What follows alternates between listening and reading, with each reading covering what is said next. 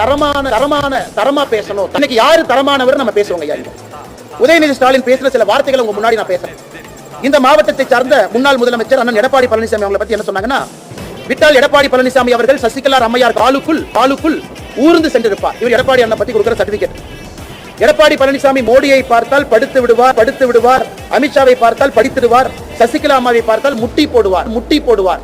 இது உதயநிதி ஸ்டாலின் அவர்கள் உதிர்த்த ஒரு பொன்மொழியில, பல பொன்மொழியில இது ஒன்று. அன்புமணி ராமதாஸ் ஐயா ஓபிஎஸ் அவர்களுடைய டயர் நக்கின்னு சொன்னார். இதெல்லாம் சொன்ன பொன்மொழிகள் சில.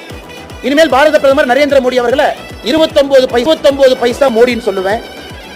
2021 தேர்தல் பிரச்சாரத்துல அருண்ஜேட்லியும் சுஷ்மா ஸ்வராஜையும் கொன்றவர் மோடி. அங்க ஒண்ணு உங்க அப்பா வீட்டை காசை கேட்கல. இது யார்? நிர்மலா சீதாராமன் அவங்களை பார்த்து சொன்னது. கவர்னரை மக்கள் செருப்பால் அடிப்பாங்க. அதனால உதயநிதி ஸ்டாலின் அவர்களுக்கும் தரத்துக்கும் நார்த் போலுக்கும் சவுத் போலுக்கு இருக்கிற தூரம் தான். தரம் இல்லாத ஒரு அரசியல்வாதி தமிழ்நாட்டில் இருக்காருன்னா உதயநிதி ஸ்டாலின். என்னங்க எனக்கு ஒண்ணுமே புரியல. அதுதான் எனக்கும் புரியல.